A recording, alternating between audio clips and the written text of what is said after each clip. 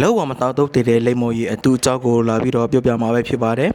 ဘန်ကောက်မြို့တနေရာမှာရှိတဲ့လိမ္မော်ကြီးထုတ်လုပ်တဲ့ဆေးရုံကိုရဲတွေကဝယ်ဆေးပြီးတော့ဖမ်းလိုက်ပါတယ်ခင်ဗျာ။ဘာကြောင့်လဲဆိုတော့ဆေးရုံကနေဖေးဆိုရဲလာဖမ်းမှာဆိုလို့ဒီညဖေးမှာပဲလှလို့တော့ပေါ့နော်။ဒီဆေးရုံတော့ဝခစီတူတွေရဲ့ထွက်ဆိုချေကတော့ဒီကုန်ကြပစ္စည်းတွေကိုလိမ္မော်တိအဖတ်ဘူးတွေကိုတရုတ်ပြည်ကနေမှာယူပြီးတော့ထိုင်းရမှာဒီအစစ်တိုက်ရော့စေတာပေါ့နော်။ဒီညထဲကရော့ဆက်ပြီးတဲ့ဘူးတွေကိုမနေ့ကျရင်ကျွန်တော်တို့မှာယူထားတဲ့ဆိုင်တွေကိုတော့ပို့ရပါတယ်။ကုန်ချမ်းတွေကိုတရုတ်ကနေမှာယူပြီးတော့ပြန်ရောက်တော့လို့ဝခခဲ့ပါတယ်ခင်ဗျာ။ရဲတွေတိတ်စီးမိတဲ့ကိုချမ်းဘူးပေါက်ကတော့1680နဲ့ဘူးတဘူးကို3ကီလိုရှိပြီးတော့စူးစူးကီလိုပေါက်2000ကျော်ပြီးတဖို့ဘန်းဝင်9သိန်းကျော်ရှိပါတယ်ခင်ဗျာ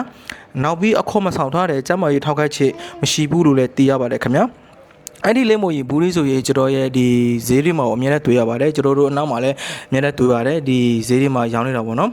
ကဲဟုတ်ကဲ့ဒီနေ့ရဲ့ဒီနေ့ကတော့ဒီလောက်ပါပဲခင်ဗျာကျွန်တော်ရဲ့ဒီပေလေးကိုလည်း like and follow လေးလုပ်ပေးပါဦးခင်ဗျာအလိုကျေးဇူးတင်ပါတယ်ခင်ဗျာ